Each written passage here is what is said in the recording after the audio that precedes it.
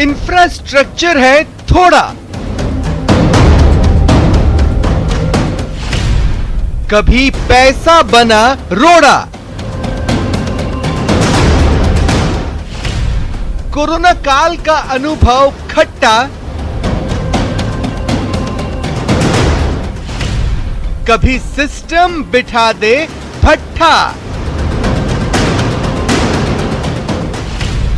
बीमारी से पाना है पार, सबको हो इलाज का अधिकार। स्वास्थ्य सबका अधिकार, कितनी आसानी कितना दुश्वार। स्वागत है आप सभी का, आपके साथ मैं हूं स्वप्निल। मुख्यमंत्री अशोक गहलोत ने राइट टू हेल्थ को संविधान के मूल अधिकारों में शामिल करने की मांग कर देश में स्वास्थ्य के अधिकारों को लेकर नई बहस छेड़ दी है।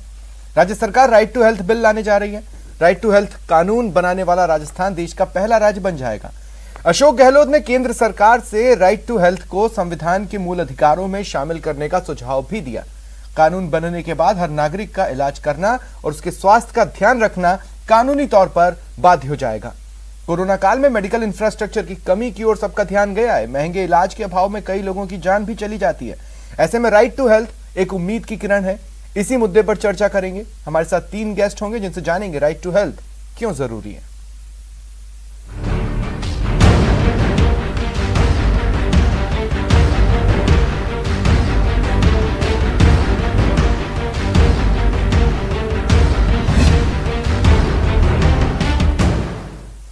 और चलिए आपको गेस्ट से इंट्रोड्यूस करवा देता हूं। Doctor Nagendra Sharma senior neuro surgeon है, मेरे साथ जुड़ रहे हैं। AK जैन साहब वरिष्ठ अधिवक्ता हैं, मेरे साथ जुड़ रहे हैं। डॉक्टर विवेक S अग्रवाल अध्यक्ष हैं RVHA के। आप सभी का स्वागत है न्यूज 18 राजस्थान पर।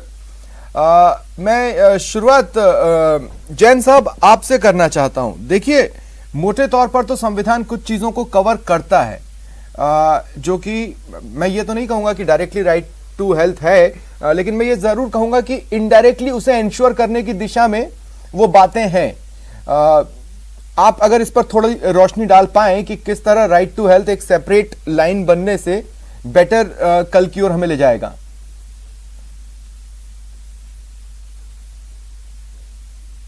संविधान में जो हमारे फंडामेंटल राइट्स दिए गए हैं, ये वो राइट्स हैं जिनको लेकर कोई भी व्यक्ति अगर वायलेशन होता है तो सीधा हाई कोर्ट या सुप्रीम कोर्ट में जा सकता है। संविधान में राइट टू हेल्थ को या राइट टू हेल्थ केयर को एज ए फंडामेंटल राइट विशेष रूप से इंट्रोड्यूस नहीं किया गया था। सिर्फ जो नीति निर्देशक तत्व हैं उसके नीति निर्देशक तत्व के 39, 42 और 47 में कुछ मामलों में हेल्थ केयर के बारे में बात कही गई थी कि न्यूट्रिशन लेवल बढ़ाने की बात थी या वर्कर्स के हेल्थ केयर की बात थी।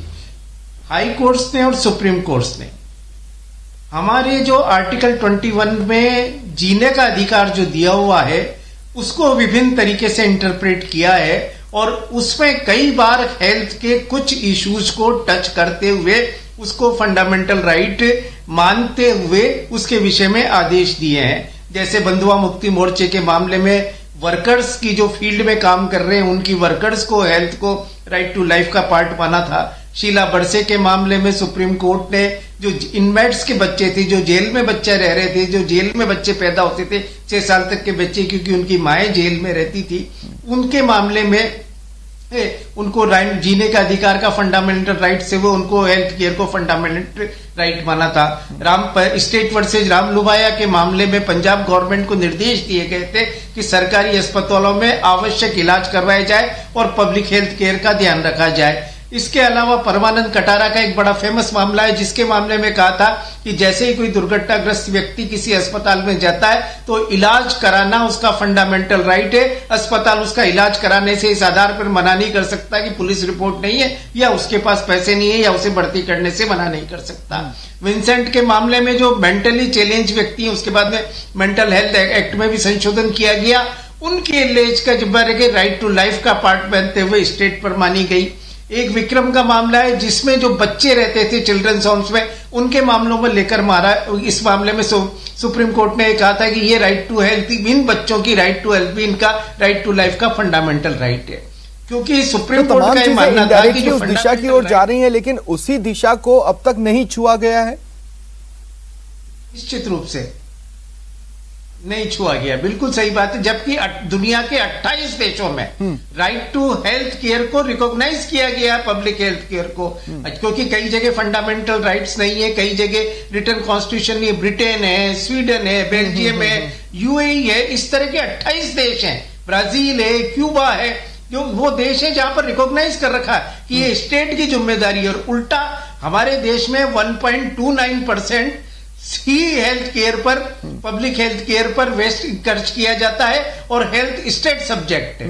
तो इसलिए ये मांग जो माननीय अशोक गहलोत ने अभी उठाई, ये अच्छी बात है। इससे पहले भी कई विभिन्न संगठन बार बार इसकी बात, वर्ल्ड हेल्थ ऑर्गेनाइजेशन ने भी इसको ह्यूमन राइट चार्टर का हिस्सा बनवाया है, और ये माना है कि पब्लिक हेल्थ ह्यूमन राइट, जो universal declaration of human rights है, उसका अगर आप सम्मान से जीने की है। बात करते हैं तो सम्मान से जीने में इलाज भी आ जाता है, क्योंकि अब देखिए किसी से मदद मांगनी पड़े तो फिर उसमें पर्सन टू पर्सन जरूरी नहीं है कि वो उसमें सम्मान महसूस कर पा रहा है या नहीं कर पा रहा है। हम अगर सम्मान से जीने का अधिकार बोलता है तो फिर वो इलाज भी उसमें कवर होना चाहिए मोटे तौर पर, अगर बाय डेफिनेशन हम उसके चले तो। डॉक्टर नगेंद्र, आपके पास आ रहा हूं। देखिए इरेगुलरिटीज रही हैं, इसीलिए हाई कोर्ट्स या सुप्रीम कोर्ट्स को इंटरवीन कर समय समय पर चीजें बोलना पड़ा।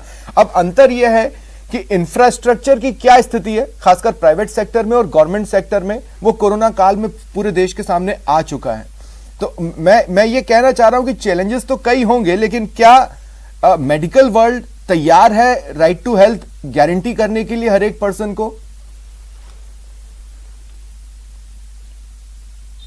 देखिए, वर्तमान जो परिस्थितियां अभी पिछले 2 साल से बनी हैं, उसमें इस बात का बड़ा उजागर हमारे सामने आया कि हिंदुस्तान में आम आदमी अपना इलाज कराने के अभाव में रहा। सरकारी अस्पताल है, प्राइवेट अस्पताल है, जैसे भी है, वो मानव जाति को स्वस्थ जीवन देने के लिए कारगर साबित नहीं हो पाए। क्यों? कि हमारे यहाँ पर जो व्यवस्थाएं हैं, चाहे सरकारी स्तर पे है चाहे प्राइवेट स्तर पे है, और न इस पे ऐसा कोई कानून था कि ये कंपल्सरी है गवर्नमेंट की तरफ से या संविधान की तरफ से कि आपको हेल्थ का इंश्योर करना ही पड़ेगा। तो जो कोरोना की लहर खत्म होने के बाद जो सबसे बड़ा मुद्दा उठा है, और आज आपने जो मुद्दा उठाया कि राइट टू हेल्थ इसमें होना चाहिए, मैं इस बात का पुरजोर से समर्थन करता हूं कि जैसे हमने और एजुकेशन के राइट्स को राइट दिया, कॉन्स्टिट्यूशनल राइट दिया, मनुष्य जीवन का सबसे बड़ा पहला काम है स्वस्थ जीवन। यदि हमारा जीवन स्वस्थ नहीं है तो न तो हम कमा कर अपना घर चला सकते, न जीव को पार्जन कर सकते, बल्कि यदि मैं परिवार का मुख्य और मैं बीमार हूं नहीं, तो लेकिन डॉक्टर साहब देखिए, मैं मेडिकल वर्ल्ड की बात क्यों कर रहा हूं इंडिया के। हमारे देश में कई ऐसे यंग बच्चे हैं जो डॉक्टर्स की फील्ड में आते हैं, लेकिन गांव देहात में जाकर काम करने को तैयार नहीं होते। वो अपना खुद का क्लिनिक खोल या अपना खुद का एक प्राइवेट हॉस्पिटल बनाकर पैसे कमाने के मुंह को नहीं छोड़ पाते। मैं ये कह रहा हूं कि इरेगुलरिटीज कहीं इस तरह का नेचर नहीं लाएगा, क्योंकि राइट टू हेल्थ डायरेक्टली उनकी कमाई पर इफेक्ट डाल सकता है, अनटिल एंड अनलेस ऐसे प्रावधान ना हो कि आप कीजिए बाकी हम देख लेंगे। देखिए, आप चिकित्सीय सेवा में आए हैं तो आपका मानव सेवा सबसे प्रथम धर्म है, और अर्थ कमाने का धर्म आपका दूसरा हो जाता है। यदि सरकार ये राइट टू हेल्थ कानून लाती है और ये आ जाता है, और इसमें ये प्रोविजन किए जाते हैं कि हर डॉक्टर को गांव में चिकित्सा एक निश्चित समय के लिए देनी ही पड़ेगी, तो जो भी बच्चा एमबीबीएस कर रहा है, पोस्ट ग्रेजुएशन कर रहा है, कैसी तरह की डिग्री ले रहा है, यदि ये कानून बन जाता है तो उसको गाँव में जाके सर्विस देनी पड़ेगी, और देना भी चाहिए। हमारा बेसिक ये उद्देश्य ये नहीं है केवल मानव जीवन के एक रक्षार्थ हम पैसा कमाए और उसकी सेवा के ऊपर ध्यान भी नहीं दे। जैसी इरेगुलरिटीज आपने कही, आप जिस जो मुद्दा उठाया वो सही है।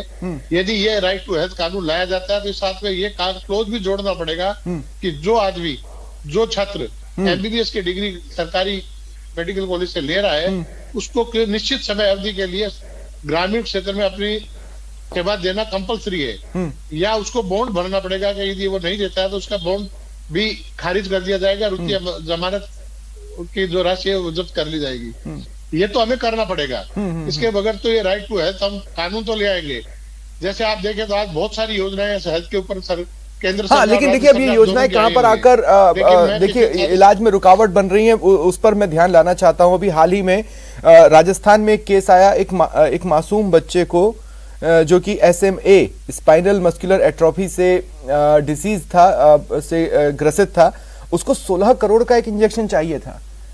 फिर ऐसा ही एक केस गुजरात में सामने आया, ऐसा ही एक केस हैदराबाद में सामने आया। अब फैमिलीज 16 करोड़, मतलब अपने लाइफ टाइम में हम इतना कमा लें, इस बात की कोई गारंटी नहीं है वो एक टाइम में 16 करोड़ का इंजेक्शन कैसे अफोर्ड कर सकते हैं। यहां पर ऐसे केसेस में राइट टू हेल्थ इंटरजेक्ट करेगा और उस बच्चे को उसका अधिकार मुहैया कराएगा। लेकिन डॉक्टर विवेक एस अग्रवाल, अब मैं आपके पास आ रहा हूं। देखिए, समय समय पर इरेगुलरिटीज आई हैं, कुछ बार पेशेंट्स की तरफ से भी, लेकिन कई बार हॉस्पिटल्स की तरफ से भी। आपने इस तरह के कई केसेस को डील किया होगा। मैं एक पहले तो अभी जो विषय चल रहा है उस पर थोड़ा सा अपना मत रखना चाहूंगा जी। जो आपने इंफ्रास्ट्रक्चर की बात की, और मेरे पूर्ववर्ती जो वक्ता हैं डॉक्टर नगेंद्र जी, उन्होंने एक मत रखा कि ये एक बॉन्ड भरना चाहिए एक डॉक्टर्स के लिए जो ये मेडिकल एजुकेशन के अंदर आते हैं, उनके लिए ये बंधन होना चाहिए कि वो ग्रामीण क्षेत्र में अपनी सेवाएं दें। तो इसमें मेरा यही कहना है कि पर उपदेश कुशल बहुतेरे, वर्षों वर्ष से ये बात चलती आ रही है कि चिकित्सकों को गांव में सेवा देनी चाहिए। जो चिकित्सा की शिक्षा लेने के लिए आता है उसमें आप सभी ये एग्री करेंगे कि one of the best brain जो आता है वो MBBS के लिए पढ़ने के लिए आता है, वो बहुत बड़े एक एग्जाम को क्वालिफाई करके वहां पे आता है, उसके बाद वो वहां पे चिकित्सक बनता है। सिर्फ उसको ये कह देना कि वो पैसे कमाने के उद्देश्य से गांव में नहीं जाता है, तो ये एक सिर्फ अपना एक ट्यूबुलर विजन को रखना है। इसमें आपको हॉलिस्टिकली ये देखना पड़ेगा कि चिकित्सक क्यों नहीं जाता है, क्या जो सरकारी सेवाओं के लिए वहां पे परिसर बने हुए हैं, जिस तरीके से एक बिल्कुल न्यूनतम प्रशासनिक व्यक्ति के लिए वहां पे ईयरमार्क्ड हाउसेस होते हैं, उसके लिए जिस प्रकार की सुविधाएं होती हैं, क्या एक चिकित्सक वो डिजर्व नहीं करता है कि उसके लिए वैसी सेवा हो? तो अगर हम राइट टू हेल्थ की बात कर रहे हैं तो राइट टू हेल्थ की बात करने के लिए सबसे पहले जो निवेश करना होगा वो इंफ्रास्ट्रक्चर पे करना होगा। और इंफ्रास्ट्रक्चर पे हमें हमारा जो मेडिकल स्टाफ है, पैरामेडिकल स्टाफ है, जो सर्विस डिलीवरी में लगे हुए हैं, हम उनसे अपेक्षा तो करते हैं कि वो 24/7 अपनी स्माइल के साथ सबकी सेवा करता रहे। लेकिन जब उसको देने की बारी जब आती है तब हम सब हमारे हाथों को बांध लेते हैं कि इसके लिए तो हमें दूसरे जो सेवाएं हैं, चाहे वो प्रशासनिक सेवाएं हो, चाहे वो पुलिस सेवाएं हो, चाहे तहसील सेवाएं हो, राजस्व सेवाएं हो, वो प्राथमिकता पे आते हैं और चिकित्सक उसमें सबसे नीचे की सेवा में आ जाता है। तो राइट टू हेल्थ बहुत अच्छा विचार है राजस्थान सरकार का कि उन्होंने इस बारे में चर्चा करनी प्रारंभ की, क्योंकि राइट टू हेल्थ तो होना ही चाहिए, उसके लिए कार्य भी किया जाना चाहिए। कमाई के मॉडल को कैसे सीमित करेंगे? वो चेहरे जो कि चिकित्सा व्यवस्था को कमाई का मॉडल बनाकर रखे हैं। देखिए, एक्सीडेंट के केस में ही अगर कोई हॉस्पिटल मना कर देता है तो आप चले जाइए सुप्रीम कोर्ट, लेकिन उस वक्त तो सांप निकल गया, आप लाठी पीट रहे हैं। सेक्टर और आपको पब्लिक सेक्टर को चेंज करना पड़ेगा। प्राइवेट सेक्टर में भी अगेन आपको ये थोड़ा सा एक नीतिगत रूप से ये बात करनी पड़ेगी कि जब अधिकांश जो प्राइवेट हॉस्पिटल तथाकथित बड़े हॉस्पिटल जो बन रहे हैं, जो कारपोरेट वर्ल्ड के बन रहे हैं या बड़े हॉस्पिटल बन रहे हैं, विज़ जो कि अपने 1-2 चिकित्सकों के साथ जो प्राइवेट चिकित्सा दे रहे हैं, दोनों में बहुत फर्क है। जो तथाकथित बड़े चिकित्सालय हैं वो सरकारी भूमि पे बने हुए हैं, रियायती दर की भूमि पे बने हुए हैं, उनके एलोकेशन में लिखा हुआ है कि वो गरीबों को सेवाएं देंगे, 10% बेड देंगे, 25% आउटडोर देंगे। कोरोना काल के अंदर मुंबई के अंदर, कोरोना काल के अंदर उत्तर प्रदेश के अंदर जिस तरीके से घर घर पे सेवाएं हुई और जिस तरीके से जो ये तथाकथित निजी अस्पताल जो फॉर प्रॉफिट चल रहे हैं उनपे एक अंकुश लग के आम जन के लिए सेवाएं उपलब्ध कराई गई, वो एक रोल मॉडल है। दिल्ली के अंदर ये हुआ कि जितने भी अस्पताल हैं उनको ये बाध्य किया गया कि आपके अलॉटमेंट में ये लिखा हुआ है कि 10% बेड और 25% आउटडोर, गरीब व्यक्ति को मुहैया कराने चाहिए। राजस्थान में हमने इस बारे में राजस्थान वॉलंटरी हेल्थ एसोसिएशन ने हमने अनेक बार सभी सरकारों का ध्यान आकृष्ट किया।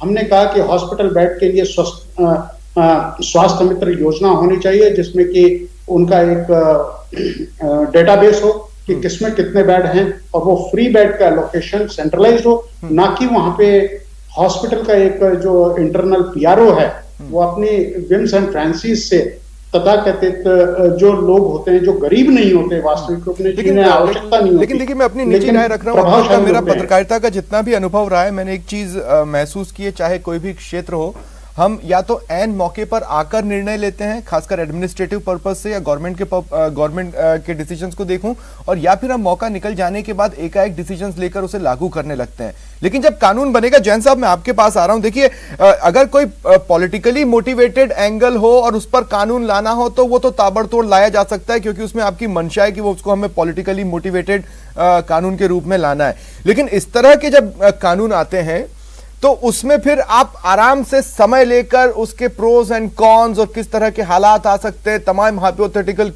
सिचुएशन सिनेरियोज को भी आप इमेजिन कर लेते हैं और उसके बाद कानून बनाते हैं।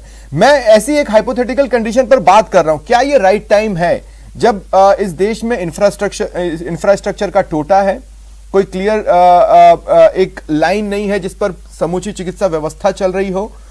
ऐसे में मान लीजिए कि अगर किसी का इलाज नहीं हो पाया तो वो तो कोर्ट के रास्ते में जाएगा और फिर कोर्ट में केसेस की बाढ़ भी आएगी। मेरे पूछने का मतलब यह है कि होना तो चाहिए, पर क्या लाने के लिए ये राइट टाइम है? देखिए, ये कोई अचानक पहली बार ये बात नहीं उठी। वर्ल्ड हेल्थ ऑर्गेनाइजेशन इसके विषय में डायरेक्शंस देते रहे हैं, डिफरेंट एनजीओ इस विषय में मांग करते रहे हैं, और सुप्रीम कोर्ट के तो एक के बाद एक निर्णय है, और एक काफी बड़े सेक्टर को, चाइल्ड बच्चों के लिए, वर्कर्स के लिए, एक्सीडेंट केसेज को लेकर, इनमेट्स के लिए, सरकारी अस्पतालों में लेकर, और पब्लिक हेल्थ केयर के को इनडायरेक्टली राइट टू हेल्थ का पार्ट बनाया जा चुका है। अब ज्यादा दूर जाने की जरूरत नहीं है। सरकार ने हाथ खड़े कर दिए थे कि हम फ्री वैक्सीनेशन नहीं देंगे, हम कॉस्ट लगाए देंगे, राज्य सरकार अपनी अपनी कॉस्ट तय करेंगी। सुप्रीम कोर्ट ने इंटरवीन किया, और यही राइट टू हेल्थ का एक्सटेंशन हम इसे मान सकते हैं जब ये कहा कि नहीं, ये आपकी जिम्मेदारी है कि हिंदुस्तान के हर आदमी को फ्री वैक्सीन प्रोवाइड कराएं, this is the part of health care, और अल्टीमेटली सरकार को करना पड़ा। तो इसका मतलब इंफ्रास्ट्रक्चर नहीं होना, रिसोर्सेज नहीं होना, ये एक बहाना है। 1.29% को 5% करने में आपको कितना समय लगेगा? जब राइट टू एजुकेशन के बारे में बात आ रही थी तब भी यही कहा जा रहा था कि हम बच्चों को पढ़ाएंगे कहां पर, बच्चों को स्कूल्स में कैसे एडमिशन देंगे, और अल्टीमेटली हुआ आरटी, राइट टू एजुकेशन। जैसे मान लीजिए कि चूरू का एक गांव है दुधवा खारा, अब वहां पर कोई सरकारी अस्पताल सीएचसी या पीएचसी में चला गया, मान लीजिए वो वहां पर चला गया, और हो सकता है कि डॉक्टर पेरेंट को बोल दें या उसके साथ जो मौजूद लोग हैं उसको ये बोल दें कि भैया इसको तो अगर गुरुग्राम के उस नामी हॉस्पिटल में एडमिट किया जाए तो ही बेहतर है, लेकिन हमारे पास अब सिर्फ 2 घंटे बचे हैं, तो फिर चाहिए कि आप उस मरीज को एयरलिफ्ट कराकर वहां तक ले जाएं। अब इन सारी कमी के आधार पर कि भाई हमें हेलीकॉप्टर नहीं मिल पाया या हम उसको वहां नहीं पहुंचा पाए, और ऐसे में एक केस कर दिया गया, तो फिर मरीज उस पर कंपनसेशन मांगेंगे या फिर मरीज के परिवार वाले उस पर कंपनसेशन मांगेंगे। मतलब ये सिस्टम तो सबको कवर करेगा ना। देखिए सर, यही है, मैंने आपको उदाहरण इसीलिए उदाहरण आरटी की दिया है हमने। आरटीए में जिस तरह के राइट टू एजुकेशन में जिस तरह के प्राइवेट स्कूल्स में भी जब ये किया गया कि इतने % बच्चे तो आपको लेने ही पड़ेंगे, हम एक शुरुआत तो कर सकते हैं। हाँ, आरटी ये राइट टू हेल्थ का मतलब ये नहीं है कि आपको जितने भी है, पर जो जितने सोर्सेज आपके पास है सोर्सेज बढ़ाकर और सोर्सेज तय कर, पर कम से कम मान लीजिए वेदांता के अंदर कोई बीमार जाए और उसके पास पैसे नहीं है और वहां वो 5% या 10% भी फ्री लोगों को सुविधा नहीं दे पाए, तो ये वायलेशन होगा हमारा राइट टू हेल्थ का। बड़े बड़े अस्पतालों में निश्चित रूप से पैसे देकर आप इलाज करा सकते हैं, परंतु 10% 20% करना तो पड़ेगा कैटरिंग के लिए, और ये तो राज्य सरकार की जिम्मेदारी है। सरकार क्या पुलिस के लिए मना कर सकती है? सरकार क्या आर्मी के लिए मना कर सकती है? तो फिर आदमियों के जीवन के लिए ही सारे रेस्ट्रिक्शन क्यों? राइट टू लाइफ तो हमारा पहला राइट है। हमारे प्रायोरिटीज बदलनी पड़ेगी, हमारे खर्चे बदलने पड़ेंगे। मैंने कहा 1.29% से बढ़ाकर 5% में कितना समय लगेगा, हम कर्टेल्स करके, पर ये हिम्मत तो करें। हाँ, एक अच्छी बात होती है। अब देखिए, जब कमी की बात आई है तो इसीलिए डॉक्टर नगेंद्र मैं आपके पास आ रहा हूं। डॉक्टर्स की तो भारी कमी है। आप देखिए सीएचसी पीएचसी में तो अगर चाइल्ड स्पेशलिस्ट की बात करूं तो लगभग 60% की कमी से वहां पर एक चाइल्ड स्पेशलिस्ट को लेकर जूझा जा रहा है। इस तरह की बातें हैं।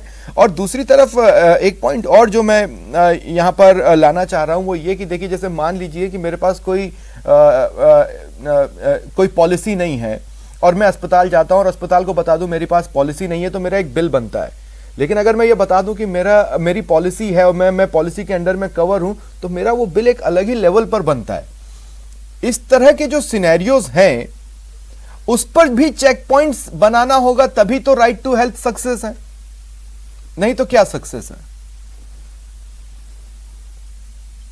देखिए, जो भी सरकारी योजनाएं बनाई जाती है, राइट टू हेल्थ का तो मैं नहीं कहूंगा, लेकिन आम आदमी तक हेल्थ सर्विसेज पहुंच सके, इसके लिए केंद्र सरकार ने योजना बनाई, राज्य सरकार ने भी चिरंजीवी योजना बना रखी है। लेकिन इसके पहले भामाशाह योजना थी। इन योजनाओं का धीरे धीरे मिस यूज ज्यादा होता है, यूज कम होता है। जैसा आपने कहा कि एक अस्पताल में जाते हैं, जैसे उसको पता चलता है कि आप इस अंडर कवर है। जैसे मैं एग्जांपल अपनी बेटी का ही दे दूं, मैं मेरी बच्ची का इलाज कराने के लिए एक अस्पताल में गया, तो पहला सवाल मेरे से डॉक्टर ने पूछा कि आपकी बच्ची का हेल्थ इंश्योरेंस है? मैंने कहा है। तो फिर डरने की कोई जरूरत नहीं, आप तो भर्ती कर दीजिए, मैं कल सुबह इसका सर्जरी कर दूंगा। और यदि मैं वहां कह देता नहीं है, तो फिर वो मुझे बहुत सारी बातें समझाता है। लेकिन इन सब चीजों को चेक करने के लिए सरकार भी राइट टू हेल्थ इम्प्लीमेंट करती है। तो ये सब रूल रेगुलेशन और एक गवर्निंग काउंसिल बॉडी बनानी पड़ेगी संभाग लेवल पे, इनको चेक करने के लिए। राजस्थान सरकार, केंद्र सरकार अपने जगह पर बैठ के सब चीजों को चेक नहीं कर सकती। लेकिन यदि जैसे जोधपुर संभाग है, नहीं, पर अगर आप किसी सही मंशा के थ्रू लाते हैं तो चीजें होनी चाहिए। जैसे आपने मुफ्त दवा की बात कर दी, तो आप देखिए किस तरह की स्थितियां बनी प्रदेश भर में। या जब हम चिरंजीवी योजना की बात करते हैं तो किस तरह से हमने देखा कि उसके शुरुआत में यहां वहां प्राइवेट हॉस्पिटल्स के मना करने की खबरें आने लगी। अभी ज्यादा अस्पताल मना ही कर रहे हैं, उसको नहीं ले रहे हैं। लेकिन यदि गवर्नमेंट की मंशा है वाकई, और right to health is a essential element for the human life, बहुत जरूरी है। आप एक एग्जांपल यूके का ले लीजिए, वहां पर नेशनल हेल्थ सर्विसेज सबके लिए कॉमन है। क्या दुनिया का कोई आदमी जाकर के लंदन या यूके में रह रहा है, तो प्राइमरी हेल्थ सर्विस उसको सरकार की तरफ से मुफ्त दी जाएगी। स्पेशलिस्ट सर्विसेज में जरूर चार्जेस लग सकते हैं, लेकिन इंश्योर्ड होने के बाद में हर व्यक्ति को उसको प्राइमरी हेल्थ सर्विस देना राजस्थान सरकार का, केंद्र सरकार का या किसी प्रदेश सरकार का कर्तव्य है, देना ही पड़ेगा। लेकिन इस पर जो लूप होल चलती है, जैसा आपने कहा पॉलिसी जी का है या राजस्थान सरकार या भारत सरकार द्वारा जो हेल्थ इंश्योरेंस सिस्टम चलाए जाते हैं, उनके अंदर गफलाबाजी जो होती है, उसको चेक करना बहुत जरूरी है। यदि गवर्नमेंट यदि आज माननीय मुख्यमंत्री अशोक गहलोत जी ने कहा है कि राइट टू हेल्थ हम लाएंगे, बिल लाएंगे, पास करेंगे, ये स्वागत योग्य है निश्चित रूप से। राजस्थान केंद्र सरकार पहले ही ऐसी योजना दे चुकी है, केंद्र सरकार द्वारा स्वास्थ्य बीमा योजना चल रही है। ये योजनाएं तो लग गई है, ये बहुत अच्छी योजना है, लेकिन इनको लागू कर तो फिर क्या कारण है कि डॉक्टर विवेक आपके पास आ रहा हूं। देखिए, एक राइट टू हेल्थ को एक सेंटर पॉइंट बनाकर तमाम योजनाएं उसके इर्द गिर्द की लाई जा रही हैं, लेकिन उस पॉइंट को एग्जैक्टली सामने नहीं लाया जा रहा है। कुछ तो हिचक होगी सरकारों में, कुछ तो झिझक होगी जो इस पर तुरंत फैसला लेने में हिचक रहे हैं, या फिर हम ये कहें कि आजादी के 75 सालों के बाद हम राइट टू हेल्थ पर बात कर रहे हैं और अभी भी ये बात कर रहे हैं कि आना चाहिए, आया नहीं है। तो कोई तो वजह रही होगी हिचक की, झिझक की। जो मंशा है उस मंशा में कहीं ना कहीं कुछ खोट है, उसमें कोई स्पष्टता नहीं है। और इसका एक हम देखते हैं कि आयुष्मान भारत जैसे भारत सरकार के द्वारा प्रारंभ की गई, और उसकी मंशा यही थी कि जितने भी पिछड़े, गरीब, बीपीएल, जो भी वंचित वर्ग है, उसको सेवाएं उपलब्ध हों, और वो बड़ी अच्छे से इम्प्लीमेंट भी हुई। दूसरी तरफ अगर हम बात करते हैं कि कहीं ना कहीं हम प्रोटेक्टिव हो जा रहे हैं इस हेल्थ सिस्टम के प्रति, जैसे प्राइवेट सेक्टर की अभी बात कर रहे थे, आप बहुत सही बात कह रहे थे, नागेंद्र जी ने जो बात कही एनफोर्समेंट हमारा जो सिस्टम है वो आज भी बड़ा वीक है। हम टर्म दे दे राइट टू हेल्थ, हम टर्म दे दे चिरंजीवी, हम टर्म दे दे कोई और, लेकिन ये नाम बदलने से, भामाशाह का नाम चिरंजीवी करने से, आयुष्मान का नाम दूसरा करने से, ये हमारे पर्पस, उससे उद्देश्य इससे सफल नहीं होंगे। सफल होंगे जब हम इसकी जो एनफोर्समेंट है उसको करें। क्या ये संभव नहीं है कि हम आज जो पूरा विश्व आईओटी के एरा में जी रहा है, इंटरनेट ऑफ थिंग्स के एरा में जी रहा है, तो हम क्या पहली मंशा अगर राजस्थान सरकार के राइट टू हेल्थ की है, तो क्या वो गहलोत सरकार ये सबसे पहले इम्प्लीमेंट नहीं कर सकती? हेल्थ को इस्तेमाल करने के लिए मरीज को अस्पताल तक तो भी जाना होगा। ये भी एक बड़ी दिक्कत की बात है। देखिए, अगर रास्ते का पुल टूटा हुआ है या बारिश की वजह से सड़क खराब हो चुकी हो, वो नहीं जा पाया, ऐसे सिनेरियो में तो हम जी रहे हैं। तो उसके लिए मोबिलिटी, आज हमारी जो मोबिलिटी है, पहले जो 108 से चालू हुई, 104, 100 इससे मोबिलिटी चालू हुई, जननी वाहन योजना चालू हुई, इन सबका इंटीग्रेट करके 108 चालू हुई, उसका क्या स्टेटस है? हमको पूरा इसको हॉलिस्टिक वे में देखना पड़ेगा, सबको आईओटी के साथ जोड़ना पड़ेगा, तब इसके अंदर ट्रांसपेरेंसी आएगी। क्या एक छोटा सा अंकुश कर दे? मैं आज बताता हूं कि आप सिर्फ राजस्थान में एक अंकुश करते हैं कि जिन अस्पतालों को सरकारी जमीन मिली है या रियायती दर पे मिली है या रिजर्व प्राइस पे मिली है, उनपे जो उनके अलॉटमेंट की टर्म्स में 25% ओपीडी, 10% इंडोर, वो फ्री होना चाहिए, गरीब तबके के लिए होना चाहिए, उसको इंप्लीमेंट करते हैं। एक कितना बड़ा मास उससे कैटर होगा। सबसे पहले ये तो बहुत एक क्षणिक काम है, और वो तो आपने अलॉटमेंट लेटर में लिखा हुआ, that is the first step. Second step जो करना होगा, जो राज्य सरकार की खुद की सरकारी जो हेल्थ सिस्टम में इंस्टीट्यूशंस बनी है, उनकी जो पोजीशनिंग है उनको सही करना पड़ेगा, उनके अपग्रेडेशन पे कार्य करना पड़ेगा। तो फर्स्ट ये स्टार्टिंग पॉइंट होना चाहिए। जो दो बातें आपने शुरुआती सजेस्ट की, अब मैं एक फाइनल सवाल और लेना चाहता हूं, मेरे पास समय कम बचा, इसलिए जैन साहब मैं आपके पास आ रहा हूं। देखिए, बहुत सिंपल सी बात है, हमारे सिस्टम को और हमारी सरकारों को होना ये चाहिए कि वो सर्विस प्रोवाइडर हो। अब अभी तक हमारे पास जितने भी अधिकार हैं, जैसे मान लीजिए फ्रीडम ऑफ स्पीच ही है, तो वो सवालों के घेरे में है। हम हर चीज को हम उस पर क्वेश्चन उठा देते हैं। अब अगर किसी चीज को सर्विस प्रोवाइडर के रूप में होना चाहिए और वो उसमें फेल हो रहे हैं, तो अब हम कह रहे हैं कि यही सिस्टम हमारा केयर टेकर बन जाए।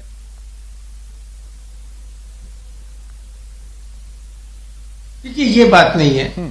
सही बात तो ये है कि हमारा जो कॉन्स्टिट्यूशन है वो वेलफेयर स्टेट की बात करता है, और वेलफेयर अगर स्टेट है तो हेल्थ केयर वेलफेयर स्टेट का पहला दायित्व है। अब इस दायित्व को इग्नोर किया गया रिसोर्सेज के नाम पर लेकर और कई सही चीजों को, बातों को लेकर, परंतु ये तो एक तरीके से संविधान के जो मूल दायित्व है उससे भागने वाली बात हुई। अगर सरकार वेलफेयर स्टेट में बेसिक हेल्थ केयर ही प्रोवाइड नहीं कर सकती, जिसके लिए बार बार लिखा गया है हेल्थ केयर, चाहे पंचायत का एक्ट हो, चाहे आपका कुल मिलाकर ये राइट टाइम है। इसको टालने से बेहतर है कि अब शुरुआत कर दी जाए, राइट टू हेल्थ को ले आया जाए। मोटे तौर पर ये आज के डिबेट का निष्कर्ष है। बहुत बहुत शुक्रिया आप सभी का मेरे साथ जुड़ने के लिए और इस बातचीत के लिए। फिलहाल इतना ही, नमस्कार।